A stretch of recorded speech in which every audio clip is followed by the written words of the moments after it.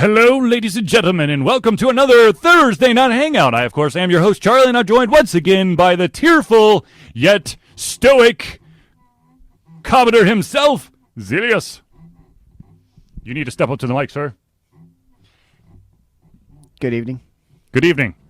Would you mind not rubbing your knee against the desk, because it's picking it up? Technically, that is not the knee. That's actually just the seat itself squeaking. Whatever. Anyways. It needs some WD-40. Hello, everyone. It is I, your host. And now, of course, comes the ritual. What's your name? I missed your name. Charlie.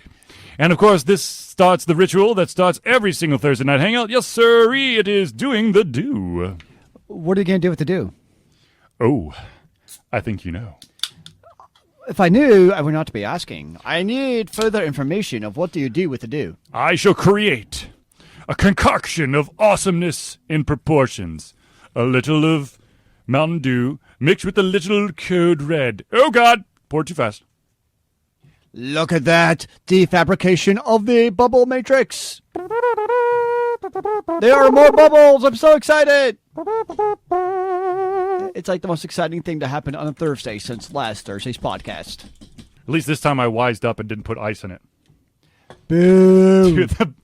Last week when we did this, I had ice in there, and the ice basically went... Death to ice everywhere. It almost shot right out of the cup. That would have been a catastrophe, because then you have to lick the Mountain Dew off the table when it overfilled. I don't think I have a problem with that. Where is my yellow witch cup? Because of the potential of potentially getting sponsored by a potential certain company, I could potentially not have another company potentially on a cup. Was I clear enough? No. Okay. Well, then let's get right into the show, shall we? Now, I'm sure that all of y'all out there have probably heard of a company called Level 5. Level 5, of course, has a lot of big names to... Siete! They have a lot of big titles to their name. Now, of course, one of the big ones that, of course, has a special place in my heart is Professor Layton. Now, of course, they've created quite a few other games, like Yokai Watch, which the video game Yokai Watch Wibble, and I have to admit that game sucked balls. But anyways, we're going to show you a couple of the games that have been introduced to you via release or reveal from Level 5. So we shall start with the game Snack World. So let us just start with the trailer, and then we'll come back. Now, of course, this trailer is a wee bit long, so we may cut back earlier, and then I'll give you a little bit of a rundown of what exactly Snack World is. But before that, let us look and view the trailer.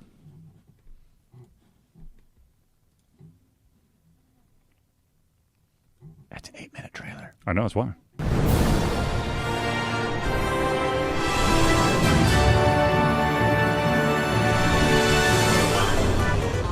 Okay, it's kind of got that Dragon Quest look to it, or the last Dragon Quest look. It has a Mario Brothers sound. Yes, it does. The Snack World by Level 5. All right, it's time for today's big adventure. Yeah, that definitely screams Dragon Quest feel. Why does this have to happen to me? Huh? Hey, there goes some flying steak. I'll have my medium rare, please. You're seeing things, ignore it. If you think this is too much for you, we're done for. You're a fine one to talk. I just had my ankle, and don't go thinking it's because I'm old. If you're not going to walk like the rest of us, just shut up. It's for Princess Melora. We have to do this. Her. Chop's in love with Princess Melora, you know. Pepperon, I am not. He's obsessed. Cut it out, will ya? What are you turning all red for? Wait a sec. Otherwise, he wouldn't have let that stupid girl send us out here. That's not true. Princess Melora's not like that. Sure, she's a bit self-centered, but it's all a part of her charm. I kind of feel like this Daddy, is a parody. There's this jewel called the Purple Eye like, everyone's like talking some of the about. Japanese Without RPGs. it, my dignity as a princess. Like they're making fun of it. Pride and all that. It's like super important. And there you have it, Chop, my boy. Medusa of Snake Tempura Temple has the purple eye. What? Medusa? One look from her and you turn to stone. No. Your Majesty! Oh, Captain Crouton, you're back. Majesty, it's Medusa! Has she fallen? He's turned to stone! Daddy, I want it. Chop, my boy, she has spoken. I don't understand what you see in her. And now That's we're true. out It here does feel a little bit suffering like on this Adventure stupid Time. quest. You're her little slave. Chop, are you even listening? Man down. Same for me, too. I can't let myself lose. Not here. Oh, what the hell? This is like Final Fantasy VII What now. happened here? Well, there's still some left, huh? More garbage. Where is everyone? The rest of the garbage? It's all burnt to ashes. Every last bit.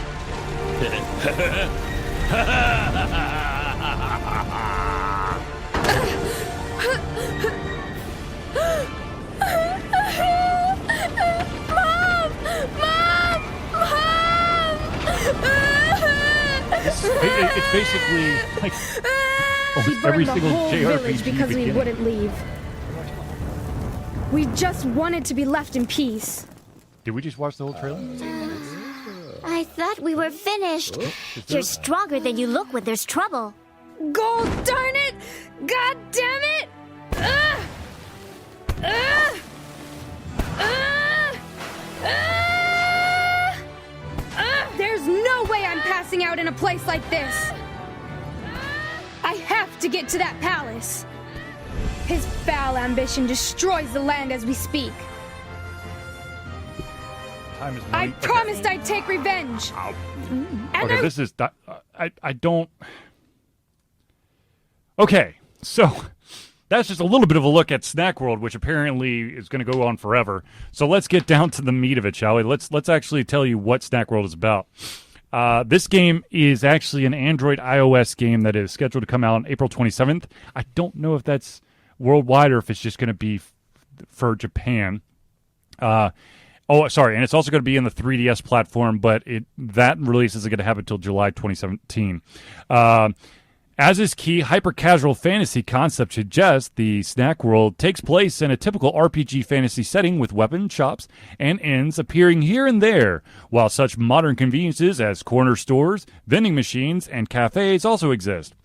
Along with the game release, the Snack World TV series, there it is. So this is going to be coupled up with a TV series, kind of like the Defiance. Yokai Watch. Let's see here. Blah, blah, blah, blah. The magical adventure of Chup, the main character of the show, That dude. and his comrades will be depicted in high-quality, full CG animation. In addition, its monthly serial comic strips will be published. And its signature toys. Good Lord.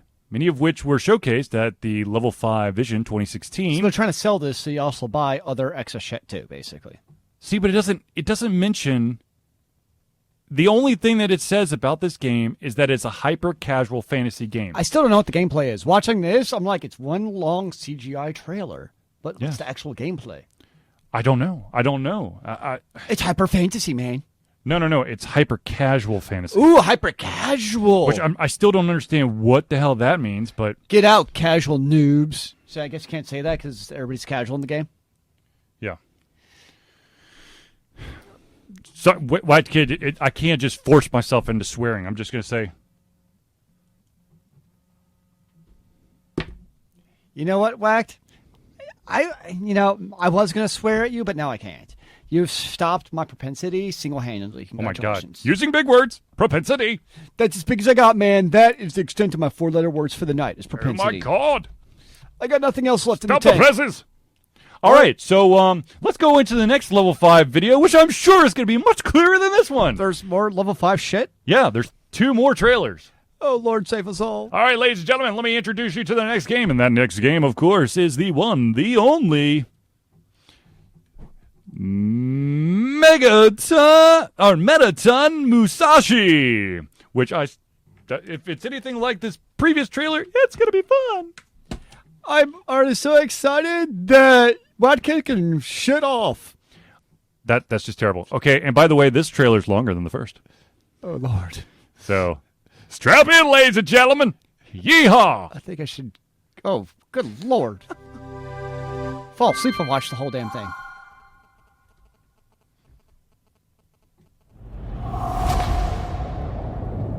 Level 5 presents a game with lots of white light. And flowing Final Fantasy music. 外宇宙からの来訪者ドラクターの侵略によって人類は 90% の人口を失った。 Look, it's an anime.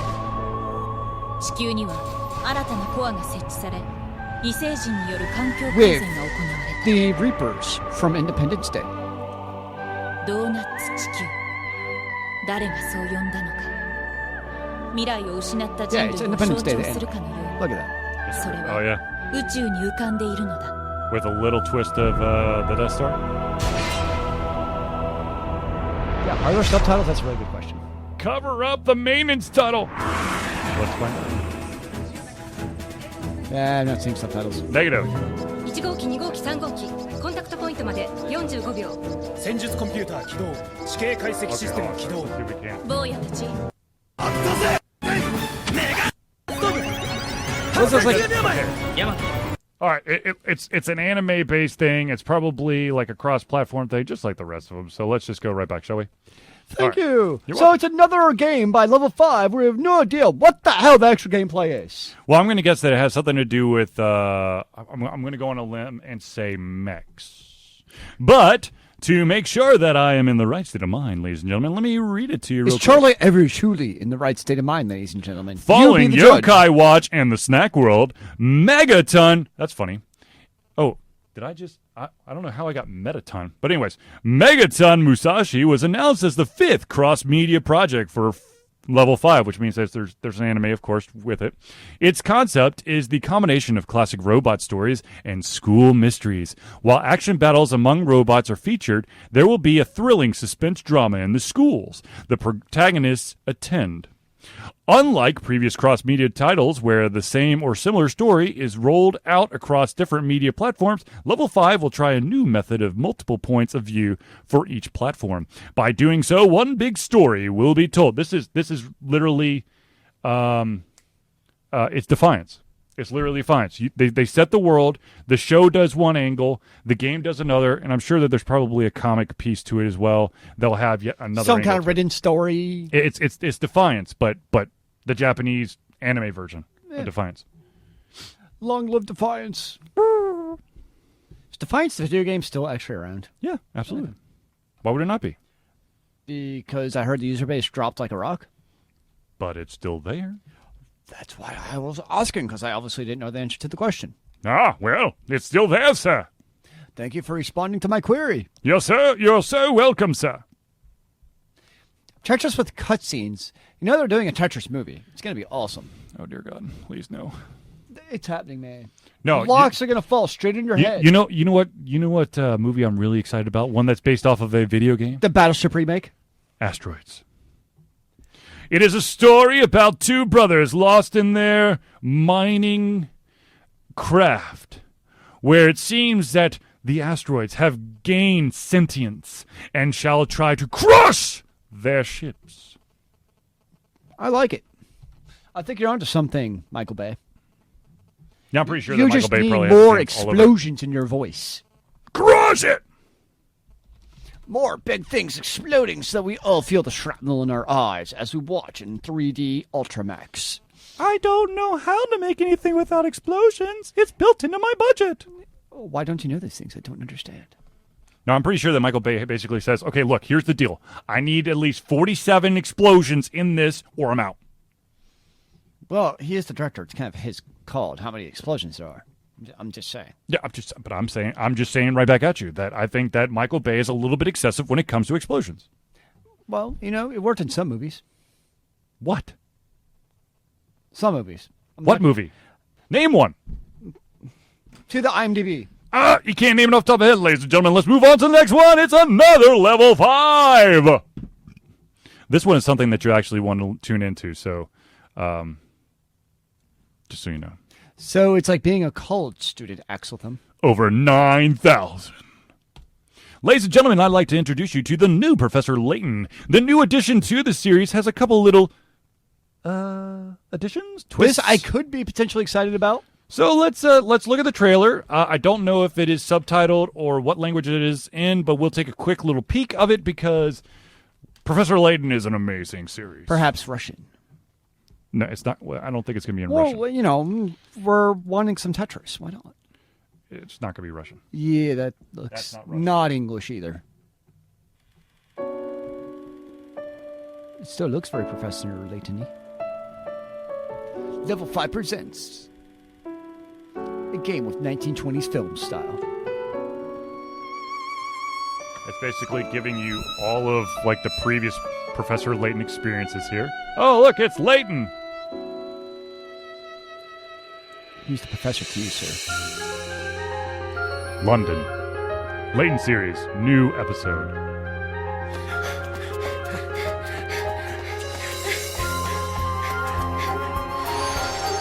I don't know what that means. Who speaks? With the dog. I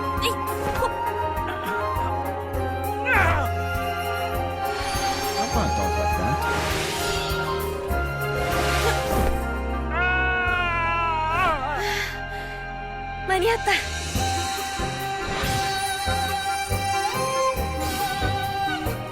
Let me roughly translate that for you because I know what the title is. Professor Layton.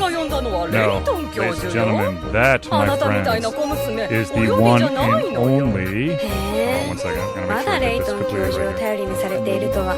right here. Lady Leighton, the Millionaire Eridon's Conspiracy. That's her right there in the flesh. Oh, it's a puzzle! Once again, it basically follows the same flavor of Leighton with a couple different changes. What are those changes? Since we don't see... 1 second, and I shall tell you. Alright, I'm gonna pop back over here. Alright, ladies and gentlemen, let me tell you a little bit about... As she's pointing at Big Ben. Yes. Okay, so for all of you out there who've probably played or heard of Professor Layton, you know that it's a game in which you play Professor Layton, Herschel Layton, and on his many adventures to try to uncover this big mystery. In this game, Lady Leighton, which Professor Layton is going to be sitting on the sideline this time. This time you're going to control the Lady Cat Leighton. Ooh. And what's going to happen is that you are not going to have an over... From my understanding, it's not going to be this one long mystery, okay? What it's going to be is that you're going to be taking on several different mysteries and cases in and about London. Now, if this kind of sounds familiar, it probably should if you've ever played the Leighton Brothers for the iOS. Now, here's the interesting twist. So, never has there been a Professor Layton title that's been on anything but a Nintendo handheld. But the tone of voice says otherwise for this release. This game, ladies and gentlemen, will also be available on iOS and Android devices, as Level 5 has basically decided, you know what, we don't have to strictly put stuff on Nintendo. Now, of course, Level 5 has put games onto other different systems, like the PlayStation 3 when it comes to Ni no Kuni. And other games. But it's very interesting to see that Lady Leighton will be available on all three platforms. Well, in a way, though, it kind of makes sense. If it's coming out for a mobile device like the Android and iOS, it makes sense that it's kind of transitioning already, it seems like, from the one storyline to what really sounds like nugget pieces, which enables buying DLCs or microtransactions. That's what it sounds like to me, where you'll be able to buy, basically quest packs would be my guess.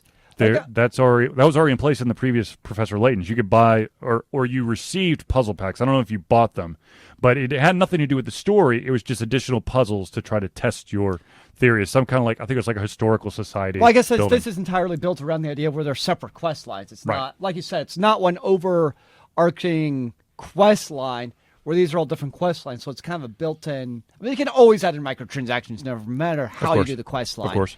But by already implementing it that way, with the idea of they're all their own independent, right? I just think it creates a natural transition of purchasing further ones. Maybe that kind of deal, hopefully, where it's like, obviously they want you to buy them, which we expect, but maybe you get to try out one for free. Right. If you like it, oh hey, look, buy others, type of deal. I can see that working out. Do you think, though, because we know that, iOS, they like to do the freemium model. Do it for free, then pay money if you want to. Does Professor Layton have enough of a name where it can release it out of the gate, costing you money without doing the freemium model? You mean that in order to get it on there, you have to do an initial purchase? Yes. Absolutely. You wouldn't, if you're going to be doing a cross-platform release, and the 3DS version is definitely going to cost you money, then on every other device, if it's the same game, which is what they're saying, it's going to be the exact same game across all the platforms, you better have a price tag across the board. Fair enough. You can't pick and choose. That would be suicide. You would basically kill off the chances of individuals purchasing the game on one platform if you make one of the platforms free. Works for me. All right.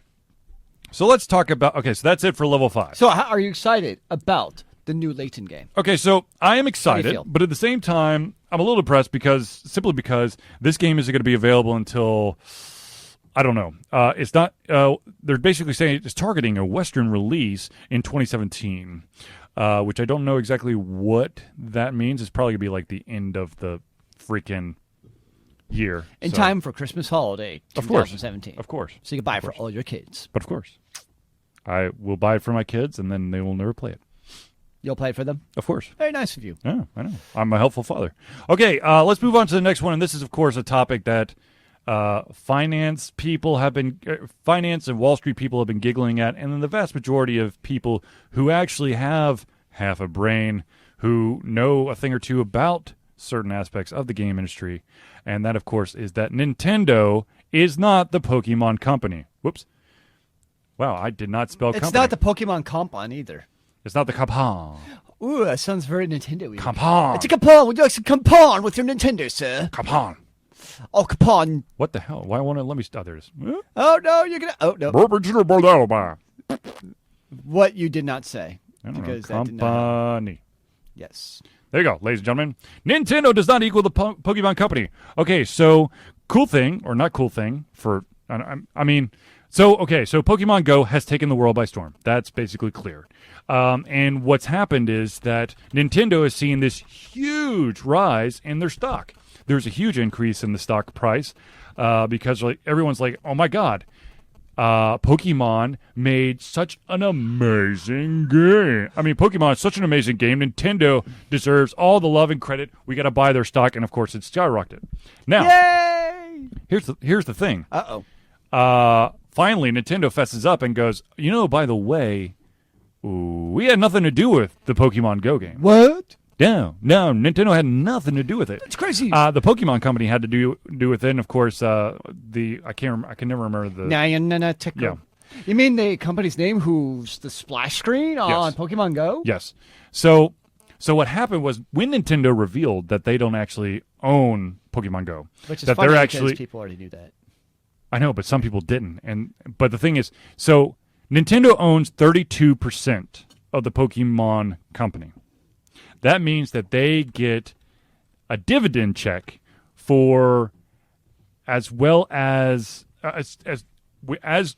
Pokemon Go does well, Nintendo gets money. Yes. Okay. Nintendo. So what happened was when people figured out that Nintendo does not own Pokemon Go, there was an actual 18% drop in their stock price. Well, they're still worth more than before Pokemon Go came out.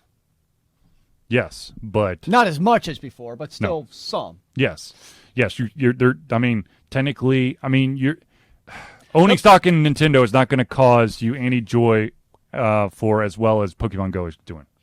Yeah, and the bottom line is Pokemon Go is still helping Nintendo's bottom line. Right. Just not quite as much as the original, oh my gosh! Right. As the original speculation was. Right. And I'm also kind of curious as to Pokemon Go, Mm-hmm. doesn't seem people are really actually spending a whole lot of money on Pokemon Go. You log into Pokemon Go, and one of the reasons I like it is how many pop-ups do you get about buying microtransactions? None. How much do you really need to even do microtransactions to play the game? None. I mean, it's a game that's free to play, and it's very easy to free to play. I mean, there's really no right unless because you're the gamer is not the person who's paying the Pokemon company. Yeah. It's everyone else. I mean, unless as a gamer, unless you're literally nonstop catching Pokemon or nonstop battling, there's really no reason. You still probably won't need it because there's enough Pokemon. The Pokestops are plentiful enough that you can gain. And they refresh refresh so damn quickly too. Right, it's every 5 minutes. Yeah, and I love that as a gamer where you don't really. I mean, you really don't need to buy anything. And yes, they obviously have other revenue streams, but as far as from the gamer's perspective, not a whole lot of reason to actually drop any money on the game, which is kind of awesome. Right, but you know what the strategy is, right? What the business strategy of Pokemon Go is. Because other businesses pay to get their stuff on there. Because the businesses pay for their location to be a Pokestop, to be a gym, and in return, because people are going to be in and around that area, the amount of commerce in that area increases. So what happens is they pay Pokemon Company, and then the players pay them for whatever service they have. Indeed. So the players are paying; they're just not paying Pokemon Go. Well, in a roundabout way, they are. But it's a brilliant model. And the thing is, nothing is free. You either pay with money, your data, or attention to sellers. Absolutely. And that's a very good point. What about individuals who have a data cap? I don't even know how much data actually Pokemon Go uses. I've never Right. I don't pay attention to my data usage because I never run out. So I'm kind of curious about, like you said, the Pokemon is going. Right. Yep. Hey guys, just getting in, seeing topic. Nintendo stock pumped and dumped once people. Right. Yeah, correct. Okay, one of our viewers has sent me a story, so I'm just going to read it real quick here. Yes, Pokemon Go players are spending real money on Okie Coins. And apparently Pokemon Go actually uses a lot of data. Pokemon Go has been out for a little under 2 weeks whenever this was written, and it's definitely a phenomenon. It's getting strangers to talk to one another, to stab each other, and to walk the world until their legs are sore. But if you think Pokemon Go is drastically different from any other mobile game, I've got one word for you: Poke Coins. Poke Coins. Poke Coins are little golden coins emblazoned with Pikachu's upper body and profile. They can be used to buy Pokeballs, but also to get a slew of rarer items. Some of which players only otherwise receive when you get lots of points and level up. These include incense, lures, which are used to attract Pokemon, lucky eggs, which double the experience points for a short time. Well, yeah, duh, but because people love mobile gaming, they're paying this price and taking Twitter to mourn and boast about but it. does it actually say how much people are actually paying in the game? That's what I'm curious of. It's it's all great to be like, yay, people are paying Poke Coins, but unless there's actually some monetary amount attached to it, I'm not convinced. Because you're always going to have a group of people for a game who are going to pay for it, yes.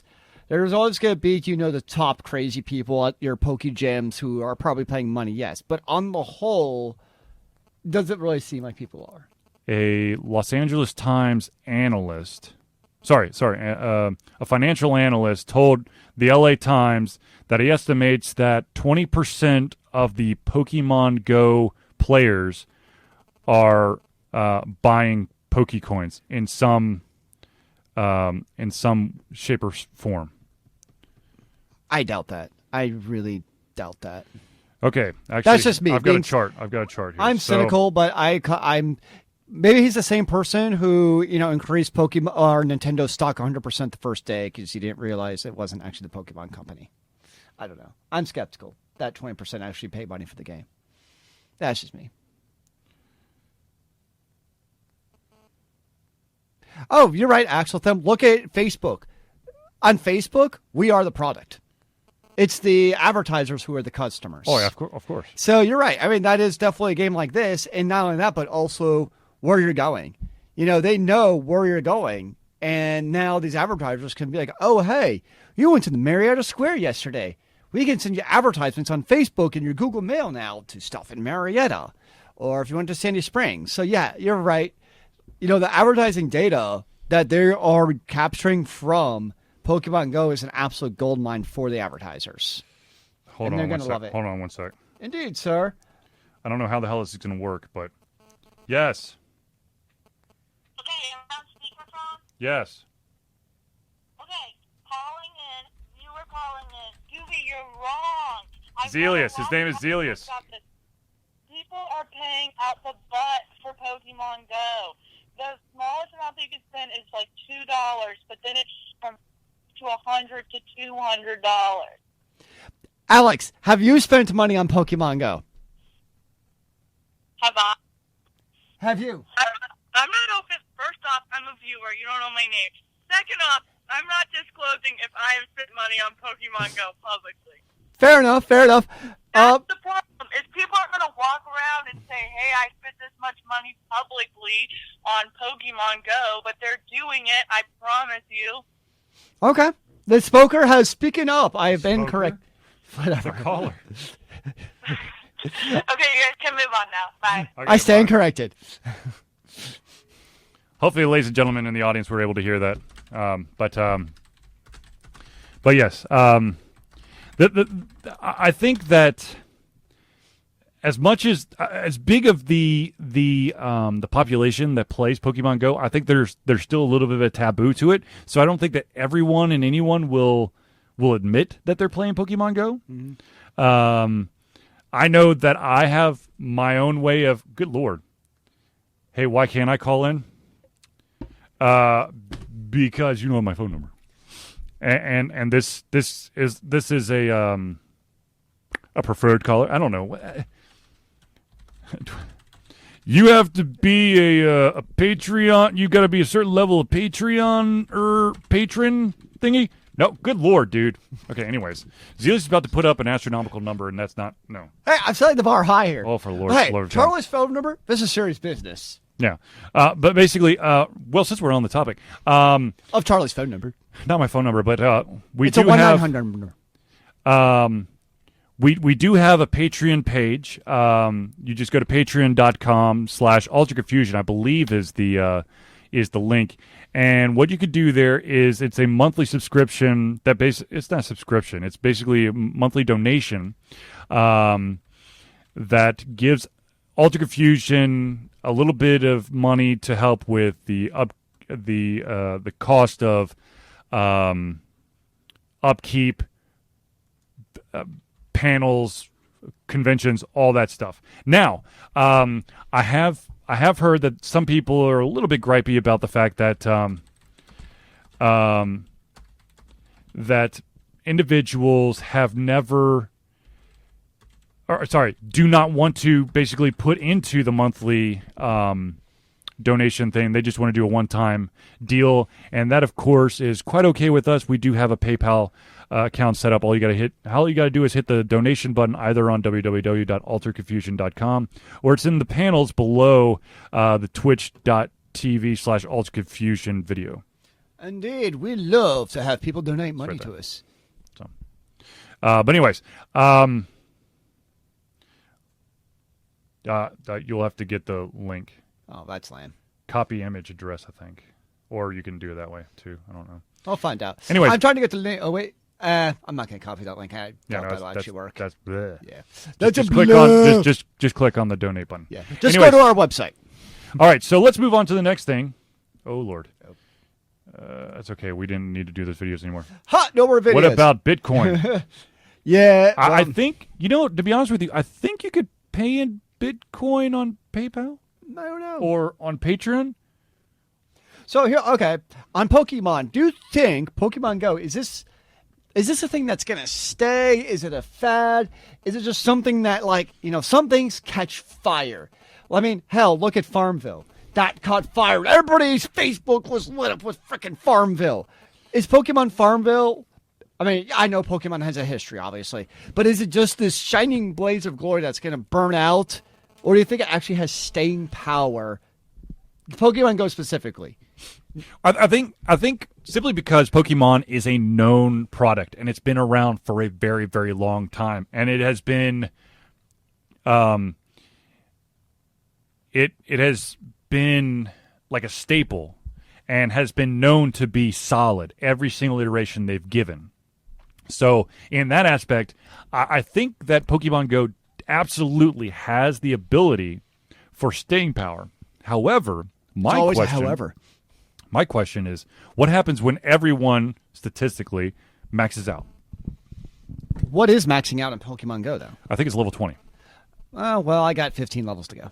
I've got, I don't know how many. I think I got like 3. Well, you know what there's still to do in Pokemon when you max out your level cap? Gotta catch them all. You gotta catch them all, brother. And apparently somebody already has caught them all, brother. Which I kind of call shenanigans on. He's like, I walked 8 miles a day. I caught them all. I'm like, did you? People I don't know. Do that already. I don't know. See, the thing is, he's the only one who's saying that I've caught them all. Like, there's no one else who said, well, I also caught them all. What? It's just a single dude who I'm pretty sure that somebody has basically mirrored his efforts and has not caught them all. So I'm a little skeptical. Well, you know, like in Japan, that there's probably people playing the damn game like 16 hours a day. Of course. Yeah, I mean, hell, in our neighborhood, there's probably somebody who's playing it 16 hours a day.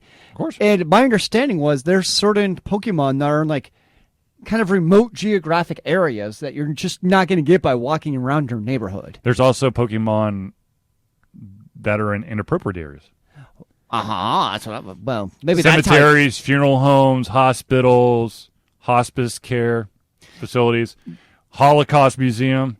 That's why I'd be skeptical, because you have to go to certain places to catch them all. Right. And that's why I'm like, if you caught them all, more power to him. Now, the question is, if he did indeed catch them all, my question is, did he do it all by himself, or did he use that nifty little like Pokemon app to say, oh, look, there's one of those rare ones? Wasn't the app released only in certain areas? It was a staggered release. I don't know if it's fully out. I know that everything wasn't released at the same time, simply because they didn't think that the servers were going to be able to take it. And ironically, the servers still aren't able to take it, and there are still issues where the servers do go down from time to time. Usually about 5 o'clock Eastern time, because everybody and their mother's getting off of work. Yeah.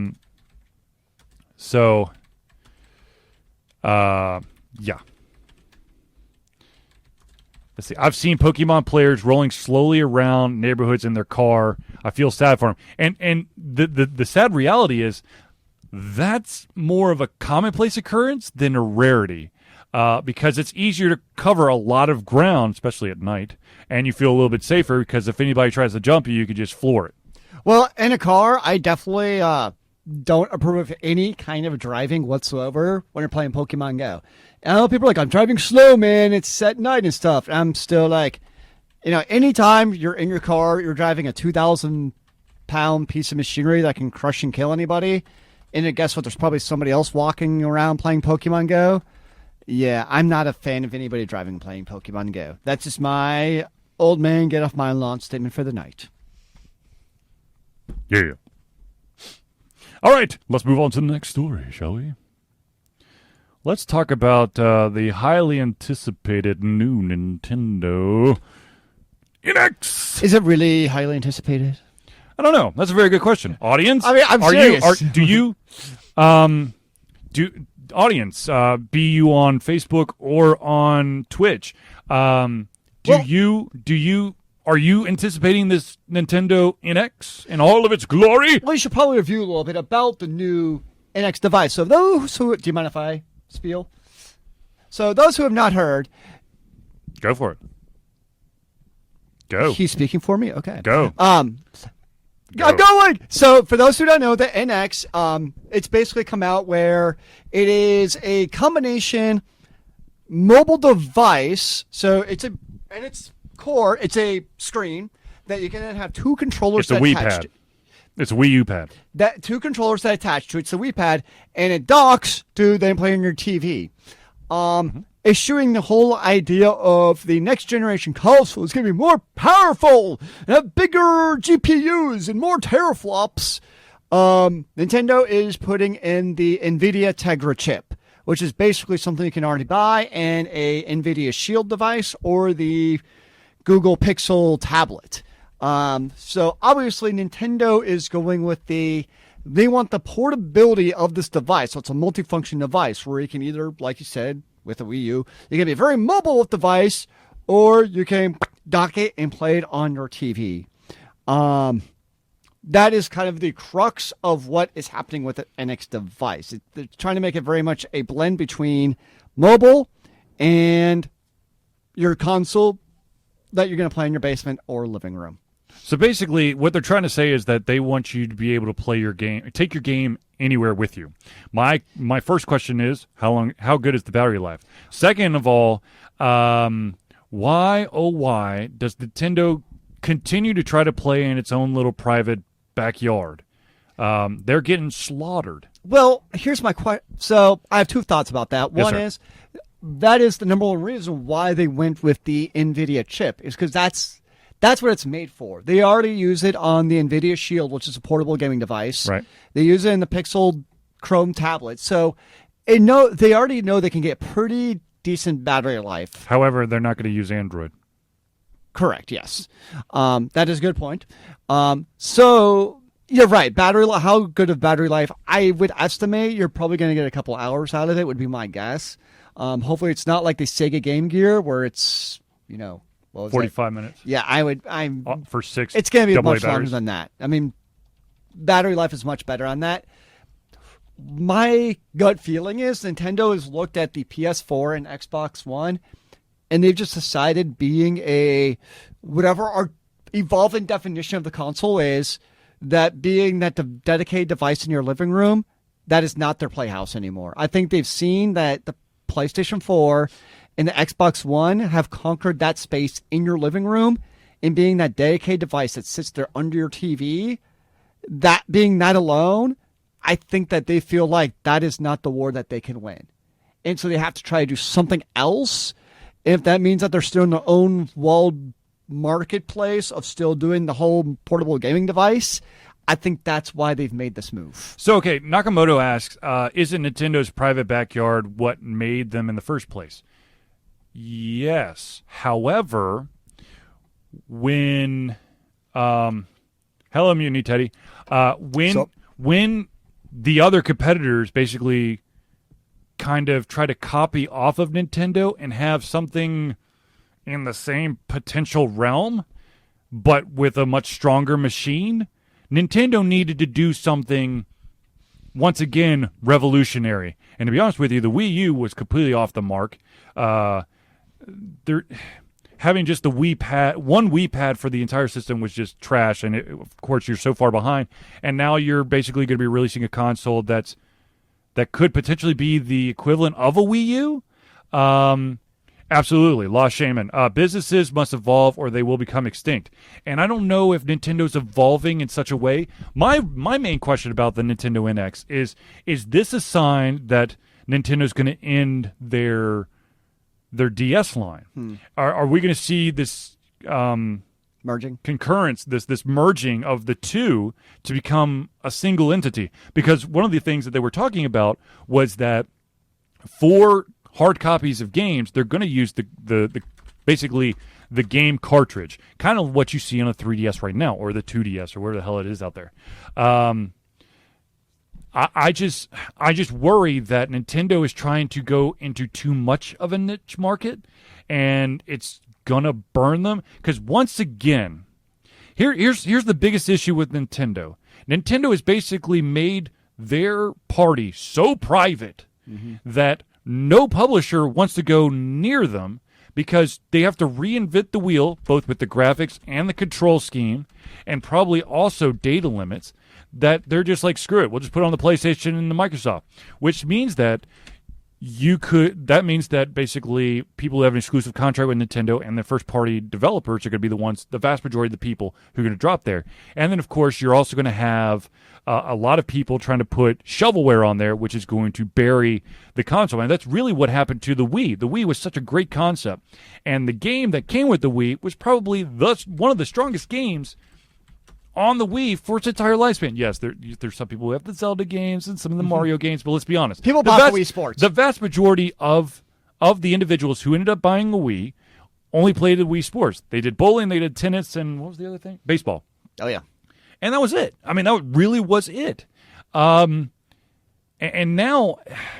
I feel like it's trying to split the difference between not being a dedicated console in your living room and then also the mobile gaming platform. Mm-hmm. My problem with that is you already have Sony and Microsoft who've cornered the market for your living room console, and you've already got iOS and Android who have cornered the market on mobile gaming. Right. And yes, you can always... mobile gaming is questionable. Is it real gaming? Whatever. It doesn't really matter because the reality is that's where people go for mobile games nowadays. Yes, you have the Nintendo DS stuff. You still have that, but by and large, whether or not Nintendo likes it, gamers have moved on the mobile platform to your cell phones. That's just the reality. And I feel like Nintendo's still trying to get both markets with this.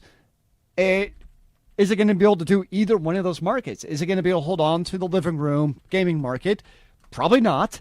And are people going to get it for mobile gaming? It doesn't seem like probably not, because it doesn't really seem like it gives you a really... Is it going to be really that device you're going to buy for mobile gaming? So it's trying to do like two marketplaces, but is it going to do either one of them well enough to really justify buying it for that purchase? Okay, Lost Shaman asks... Isn't Nintendo trying to compete on price point, though? Their consoles are cheaper. Absolutely, they're cheaper. However, they're inferior when you look at the capabilities that are within the machine, be it the hardware, be it the game library, all that stuff. Now, okay, so yes, it's portable. As a QA tester, as my real that's my real job, and also I'm a reviewer. So here, let me break it down for you. All right, so it's a mobile device. I'm assuming that you're going to have an internet connection. It's a Wi-Fi only, or is there going to be a 4G or LTE network? Do you have to sign a contract for that? Is that going to be included in your purchase of the Nintendo forever, kind of like the Amazon Kindle? What is the space on that Wii Pad? Does your space increase when you put it into the deck? I do know that there are additional processors within the deck that allows for an upgrade in performance when you put it in the TV, because of course now you're pushing it to a much larger screen, so you can get better resolution and better effects. Now, of course, you can't upscale it too much, because then that would be really weird. Could be like, oh, I've got a 1080p game right here, and then when I unplug it, it's a 16-bit game. You can't do that big of a change. You know what's interesting about this, though, is in all of these, and it's pretty big news that's coming out about it. Yep. Nothing that I saw about the news, and correct me if I'm wrong, I haven't seen anything in this recent batch of news about this whole cloud computing thing that was a really big deal a couple months ago. Yes, absolutely. So one of the big things that they came out about was there was two pieces of it. There was going to be this cloud rendering where it's going to utilize dormant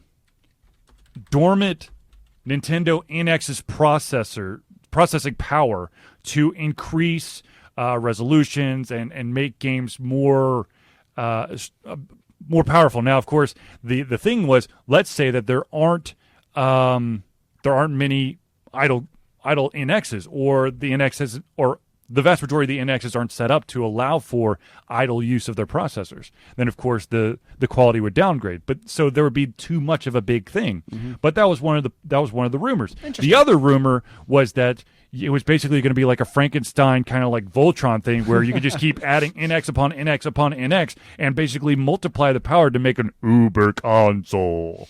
And that, of course, has been, I guess, debunked now.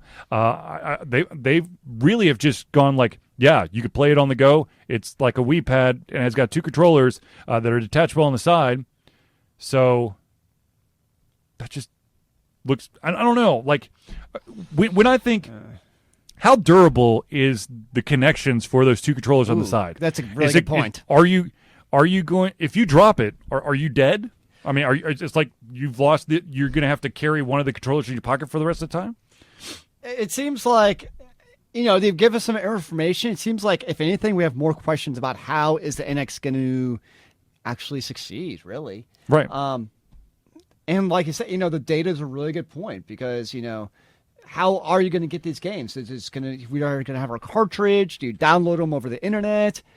Is it going to be like the iPad where you can buy the version with the just Wi-Fi, or for $100 more, you can buy the, AT&T or T-Mobile version where you can get a contract? How's that all going to work out with this? Is it going to have any media capabilities? Will it be able to stream Netflix and that stuff? Right. They have not mentioned anything about other I would media. hope to God it can. I would hope so too. If it cannot stream, I'm not as much on the whole consoles must do media as you. But if this cannot even do simple streaming of like Netflix and Hulu and stuff, they've shot themselves totally in the foot. How about just web browsing? Yeah, okay, it has to be able to do. Okay, so Lost Shaman basically asked, I know that Sony and Microsoft sign exclusive deals with developers. Actually, they write time exclusive deals with developers. The vast majority of developers don't want to be exclusive simply because they can make a lot more money going across several different platforms. But they do have like timed exclusives, and there are a couple companies that are still in their exclusivity contract simply because they signed a long-term deal. Correct me if I'm wrong, but another huge difference is that Nintendo actually owns a lot of their signature IPs. Actually, they own basically every single one of them because they were created in-house, the vast majority of them by Miyamoto. So that may also be affecting their judgment on strategy. This is true. Nintendo has been notorious for leaning on their own IPs. However, because they have not a very strong third-party library, let's say that for some reason Mario Party misses, the next Super Mario misses, the next Zelda misses, the next Smash Brothers misses. What game is going to basically pick up the slack if the Nintendo developers accidentally just lay an egg for a year? Can Nintendo survive that? Microsoft, yes, they have a couple of first-party studios, and if they miss, you've got Activision, you've got EA, you've got all those, the third-party players that are cross-platform, and then of course you have a lot of Sony has a lot of third-party support. Actually, I think Sony sold its only first-party developer, which immediately signed an exclusive contract with Microsoft. Well, it's given here because it seems like, if anything, too, you talk about third-party developers. At least when it was the Wii, the Xbox 360, and the PS3, you could at least do some cross-platform stuff. Right. And we've seen less cross-platform now with the PS4 and Xbox One. And now you have this NX device with the, compared to Xbox and PS4, severely underpowered device from a technical perspective, with a completely different control mechanism with these two controllers and stuff. If you're Activision EA, I would look at that NX and be like, what? This is the exact same reason why we're not putting any games on the Wii U. Yeah, why am I going to do a cross-platform game? Or if, you ask you're asked yourself a question: do you want to publish a game that can be on two devices, which are already in millions of households across America, or because it's not only used just for gaming? Sure. Or do I want to put it on a device, the NX, that at this point we don't know where it actually is right now. Let's be honest. All right, so Lost Shaman says, I think that they are dead if Mario and Zelda just stop being popular.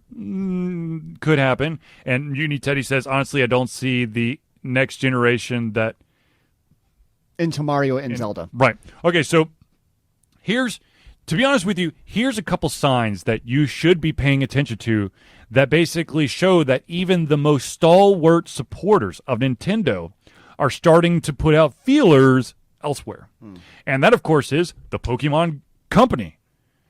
You now have it on mobile devices, which means that if Nintendo goes away, Pokemon continue to live because they've now basically shown that they can survive on a mobile platform outside the handheld Nintendo devices. Same deal, Professor Layton. Professor Layton is available on the 3DS and also iOS and Android going forward. Once again, you have a handheld that has been basically the only successful handheld that does not have phone, movie, video, music capabilities that's been able to stick around. Now you're starting to see developers building their games with the capabilities of putting it on Android devices, be it tablets or phones, iOS devices, be it tablets or phones. So Nintendo is actually losing even more support. And then you also have that weird deal that went down with Nintendo and a company in Japan called DNA that was going to allow the start of porting some of Nintendo's titles over to a subscription-based platform for mobile devices. So maybe even Nintendo's going, you know what? We have to have a backup plan. Nakamoto says, maybe Mario gets a gun and the princess gets breast implants and starts dressing sluttier. That will never happen. I really hope not. We want Nintendo for the mainly gameplay. because if they were to do that, the vast majority of the surviving fan base would literally boycott. And part of what yes, you can have your little like artsy stuff online where you've got Mario and Luigi as the Boondock Saints or the guys from Pulp Fiction, but you're never going to see it in an actual game. But part of what has made Mario and Zelda, for that matter, be in our minds for the last 20 plus years, it's not because of the sexy princess. No, it's because of that solid, terrific gameplay. That's in the stories and that stuff. That's why those games have transcended generations of consoles. Well, it's also it's also very polished. I mean, it's very memorable. Yeah, but it's because they didn't sell out and go the cheap route. Oh, absolutely. They didn't do the cheap trick route. Like, hey, we can make this game really popular for one generation by going the marketing, the TNA route. Or we can do an annual release every single year where we just give you the same game, but we change the color palette. I also kind of I'm wonder looking at you, Madden! You know, one of the things about Nintendo is they have billions of dollars of cash reserves. Yes. I mean, they could do nothing for the next 30 years and still be in existence. And I almost wonder if that huge cash reserve, if it almost creates a lack of emergency on their part, or maybe they don't even feel that need to start freaking out yet, that they keep on failing at the last couple of consoles. I know that's probably reaching a little, but I just wonder, they're not under maybe that same pressure of a Microsoft or Nintendo or a Sony, where they have to come out the biggest and baddest and greatest every single generation. Maybe they can just be like, well, let's throw this dartle against the wall and see if it works. Don't steal my Madden. My Madden. Oh, no, much different one, much different. Look, I really, to be honest, I don't want Nintendo to go the way of the dodo bird or Sega. I don't want them to basically become a software company that puts their IPs on other devices, but we may be heading for that. Well, if their consoles keep on failing, or not, failure is not the right word. It's a financial failure. It's not that the consoles are broken. Ironically, Nintendo devices are really solid. They don't usually break. It's usually the PlayStation 4 and the Xbox, or the PlayStations and the Xboxes, that break in some shape or form or decide to go through a complete redesign like every 6 months because they're like, we need to be the greatest and the best. Whee! I'm still surprised that Nintendo they're totally foregoing basically anything, from the sounds of it, anything having to do with virtual or augmented reality. Anything of that world. Maybe we'll hear more for the NX that we haven't heard yet. But, they were, when the Wii came out, they were the forerunners of this new way of interacting with your video games. Right. And now there's these new interactive ways of interacting with our video games sitting right in front of us with any X type of reality. And Nintendo's kind of like, meh. Well, let's be honest. You're not going to see any kind of virtual reality on the NX. Well, it's too underpowered. In its rumored form. It's not powerful it's enough. Right. It's not going to be able to handle it. Of course, I mean, if you basically made a huge ass like helmet hat that weighs 50 pounds that you put on your head, yeah, that would probably work. Because Somebody will do it. You would have to have all of the computing power up here. It's not going to be through the console. Awesome. So I got it. You're going to make a humongous helmet, and you're going to click the NX pad into the helmet, and then you'll get the VR experience. I think we just make it a backpack so it doesn't like break your neck as you put it on from the weight. I don't know. I just find it really interesting that Nintendo is just not giving a shit about it. It seems it is very troubling that Nintendo really hasn't said anything about VR. I mean, they pushed the more interactive environment, then they pushed the 3D initiative, and now you would think that the evolution would scream Nintendo's going to go to VR. Well, and then they went to more portability. Well, and the sad part to me is because one of the things we've talked about on VR a number of times is having that killer VR game. Right. That makes people want to play it. Yep. If you think if there's a publisher, company, developer who's going to make that game to really break that boundary and really come out with the title that's going to push it, Nintendo's that company who can do that. But what game would it be? What IP? Well, it's not going to now, obviously. Well, right. But let's say hypothetically that Nintendo was going to go the VR route. I could see two different ones. What IP? Okay, go. I can see two ones. Okay. One is Mario because... A first-person Mario? Yes. Okay. Because you can go anywhere from the old-school Mario Brothers style platformer to a Super Mario Galaxy to the other... So what I'm saying is we've seen Mario go with many different ways of interacting with the environment. So we've seen Nintendo able to take, the simple 2D platformer where we're just going left to right and all that stuff to be able to do the 3D and the different ways of interacting with the environment. So in that regard, Nintendo has the chops and the creativity to bring Mario, I think, to a 3D world to be able to go with your environment. The second place, which would be really hard to do correctly, but again, Nintendo has shown they can do it in the past, would be Super Smash Brothers. Okay, I'm going to say no to both of those. I think that the only VR, I think the only IP that there's two IPs. Zelda. One is definitely Zelda. The other one is one that's been highly neglected, and when they've thrown it out, they've just kind of half-assed it. Actually, yeah, is Icarus, Kid Icarus. The reason I said Super Smash Brothers, I realized from the PvP format it obviously is, and you have all kinds of crazy mayhem going on. Obviously, it has to be extremely difficult to pull off. But the reason I go with Super Smash Brothers is Nintendo has always been a console about party gaming. Yeah, but I would assume more Mario Party over Smash Brothers. Smash Brothers is too fast. You're going to get disoriented being in a 3D environment unless you strike it to a first, or if you strike it to a 2D plane, it's still going to be disorienting.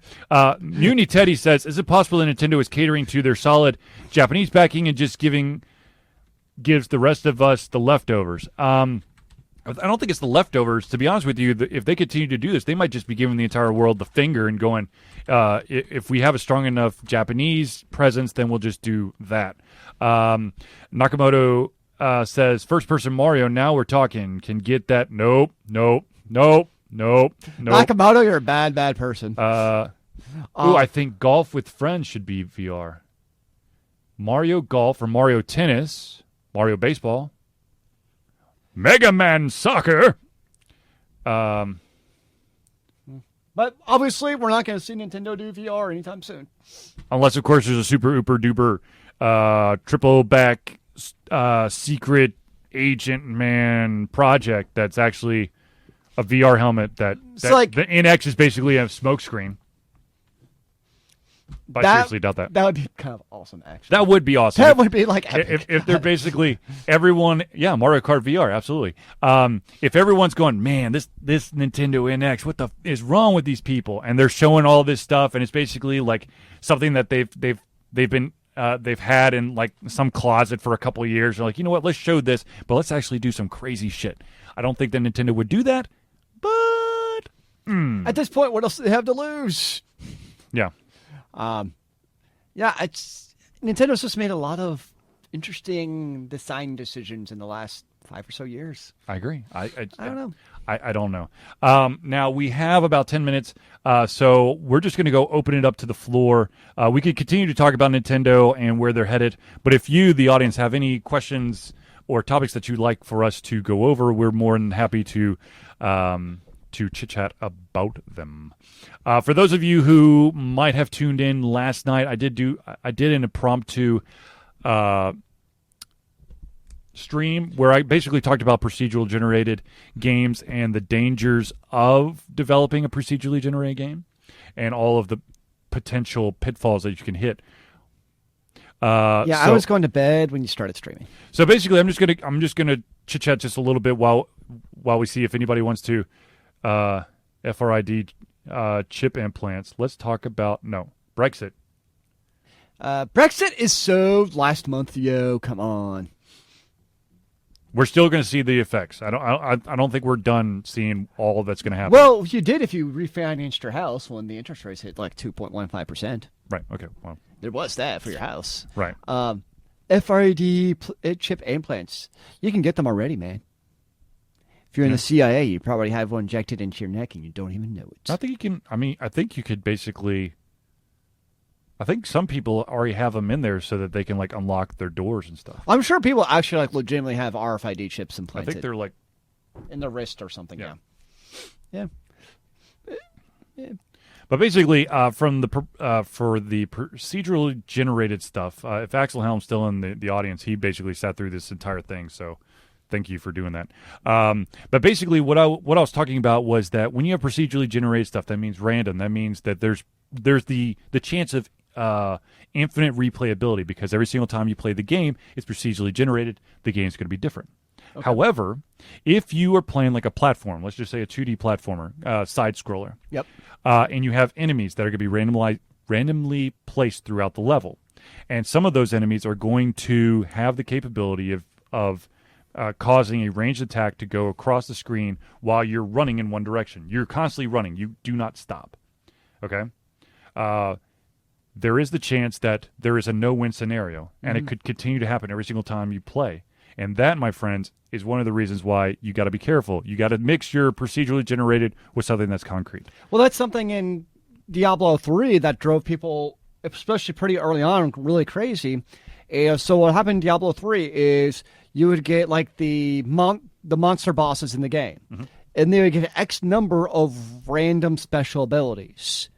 And if you got like the right combination of like 3 bad effects, then they almost became like so OP'd that it was just more frustrating than anything else. Absolutely. Especially when they used to do the scaling, because the scaling used to just be like incredibly multiplicative depending on the number of players, and they scaled it back some since then.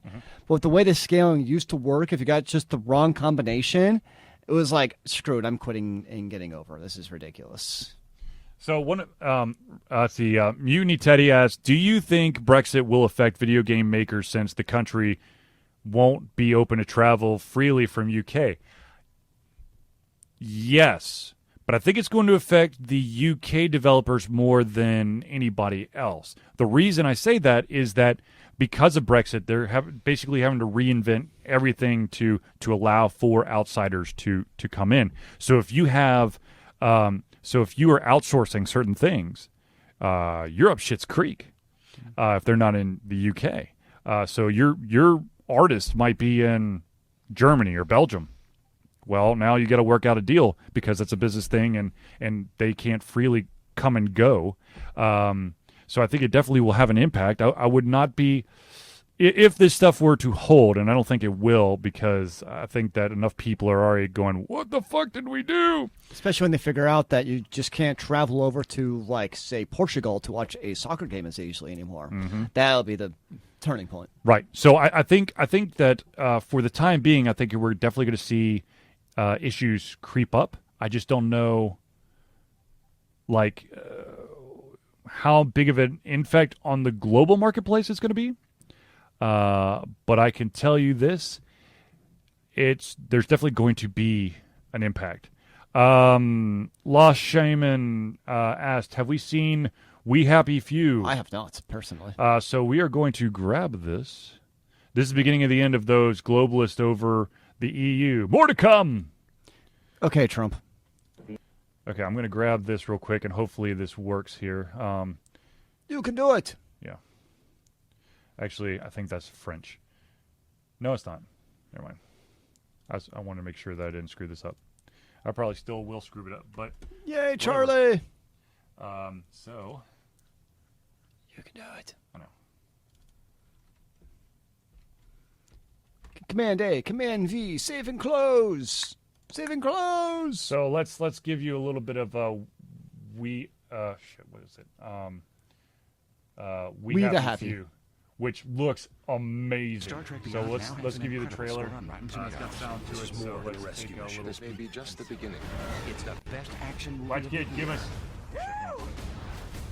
Star Trek Beyond. Evade, Dr. Star Trek Damn Beyond. backseat driver. PG-13. What is going on? Give you a little bit of we We the Happy. Few, which Whoa. looks amazing. I don't know what Oh, wait, I got it. Hold on. Charlie broke his feed. Oh, that's weird. Has that been going on the whole time? No, because What that's do you our... guys think of the ever-increasing use of the word cuck or cucked by... I don't know. Ask one at the brothel. All right, here we go. We Happy Few.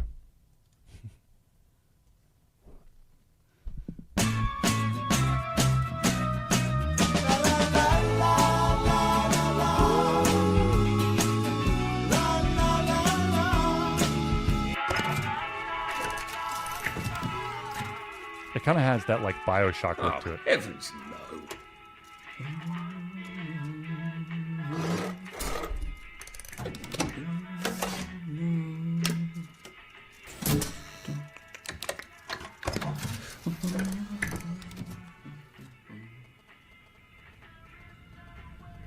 Oh, God.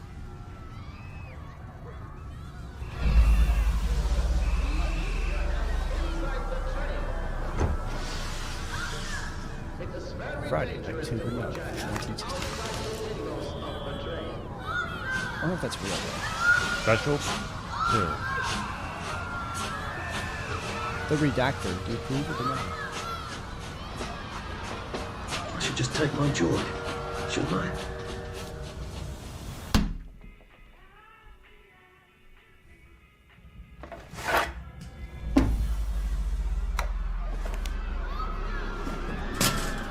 Percy! Percy!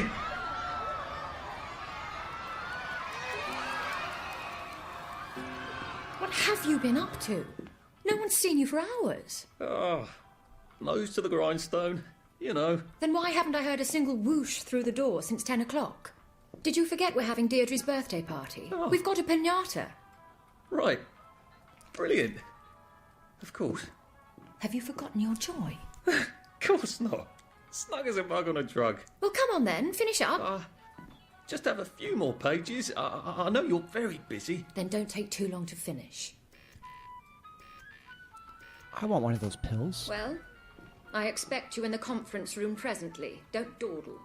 You don't want to miss the piñata. Oh my gosh, we're actually going to see gameplay? Wasn't Prudence supposed to be coming back today? I made her a welcome back card. Do you think the canister wonders what life's like outside the tube? Of course he'd have to break the tube to get out. Looks pretty. Well, that would break it for everybody. This definitely screams like Bioshock. Not coming back, are you, Prue? But where did she go? I was thinking Mist. There's no voiceover in Myst. In terms of... And there's no, like, human interaction. You're just thrown on an island by yourself to solve puzzles. I was thinking there'd be more puzzles in this game. I don't think so.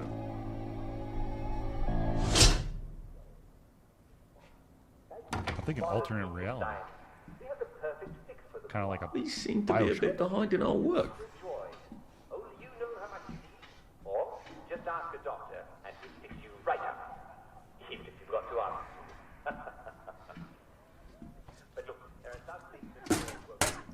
Ooh. Dishonored Bioshock Mist ripoff. There you are. You nearly missed the piñata. It's the most adorable Spanish custom. Uncle Jack did a whole show about it. You smash it until all the candy comes out. Come on, hit it! Hit it! For those of faint at heart, don't look away. Hit it! Look Hit away. it.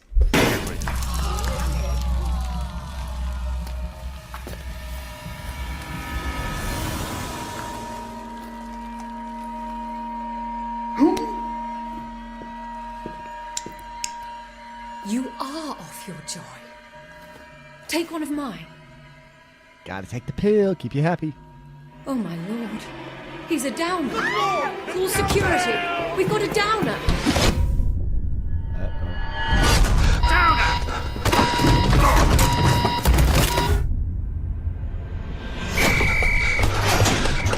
Got a downer here, haven't we? Put that down! Oh my god. I'll fix you!